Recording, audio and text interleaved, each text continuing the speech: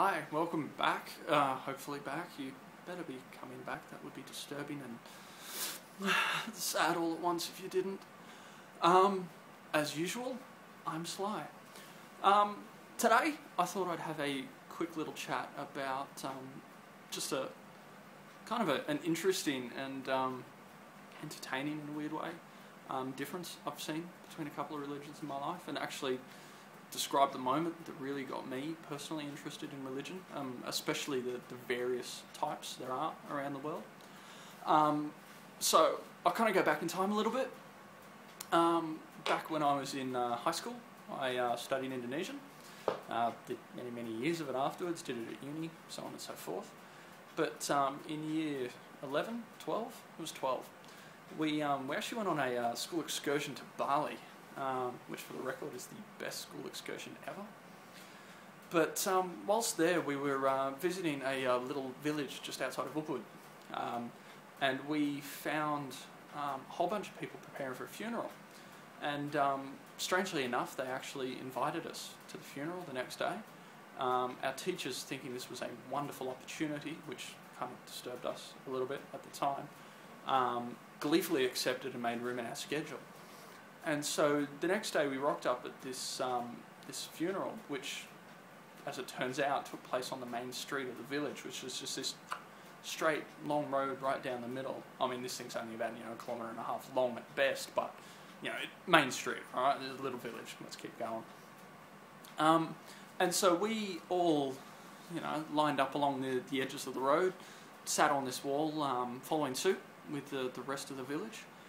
And the next thing you know, a bunch of guys literally come tearing down the middle of the street, carrying this big pagoda-like thing on their shoulders and just weaving down the street, going side to side to side to side, which just blows your mind in the first place. We're at a funeral and there are guys carrying a big pagoda, running like drunken madmen down the road. I mean, that's just... who'd have thunk it, right?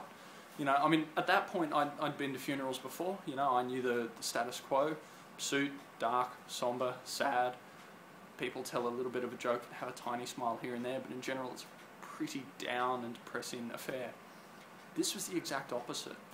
Now, this was a Hindu one, but an Indonesian Hindu one, so it's a little bit different from your run-of-the-mill one that you might go and find in India.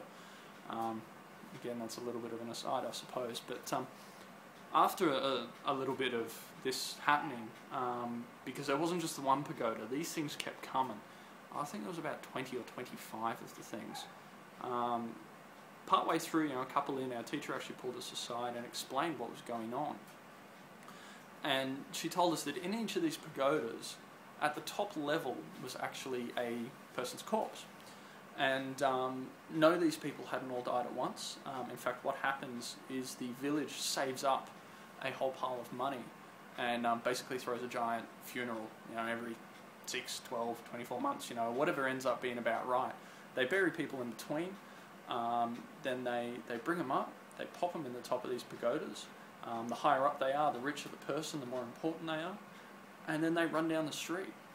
And the basis behind this is they are trying to confuse the spirit of the person so that they can't come back and haunt everyone.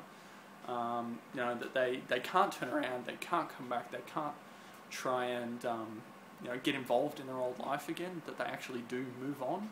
And they do that by forcing them to a large extent, of literally kicking them out, taking them to another area, and then they burn the pagodas. So you have this massive bonfire at the end of it, and then there's a huge feast that basically the entire village turns up to. Which obviously, as I said, is massively different to the way in which we, I was going to say celebrate, but that's really the wrong word, in which case we commemorate someone's death, which is so dark and depressing. And I really took a lot away from that day, and that to me really sparked my interest in religion, and especially the Asian ones, because I realised how diverse and insanely and almost polar difference they were to the status quo that I was used to here in Oz. The wonderful little Christian religion that I'd grown up with. And so that's when I made my decision to go off and look into it a bit further. But I think that itself, aside from my own personal enjoyment, no, bugger it, I'm going with enjoyment, because that was a hell of an enjoyable day. And I think for everyone at that class, and for a lot of people in the village, for them it was a bit of a bittersweet moment, you know, a wonderful final, you know, ending massive, beautiful, wonderful send-off for a person, instead of that depressing send-off that we give people here at home. I just loved that difference, and from that day on I've always taken that as my actual approach to funerals. I'll turn up, you know, I'll dress right, I'll be polite, but I will do my best to enjoy myself and commemorate the person's life rather than their death. To try and actually sit back and not bawl my eyes out for days upon days for them, because I don't think that does them any good, and I don't think that's what they'd want me to be sitting around doing, but to actually get out, enjoy my life, live my life to the fullest, and commemorate them that way. But I thought it would just be worthwhile sharing, just a reason why I spiked my interest, and something that's gradually led me to being part of this website, but also something that has led to a little bit of a belief, a personal belief, that I have as a way that I carry on my life. So that's my story for the day. Hopefully I can come up with something remotely interesting next time, although, let's face it, who'd think you can top a bunch of madmen drunkenly running dead people down the street? God only knows, it may happen. I'll catch you all later. Bye-bye.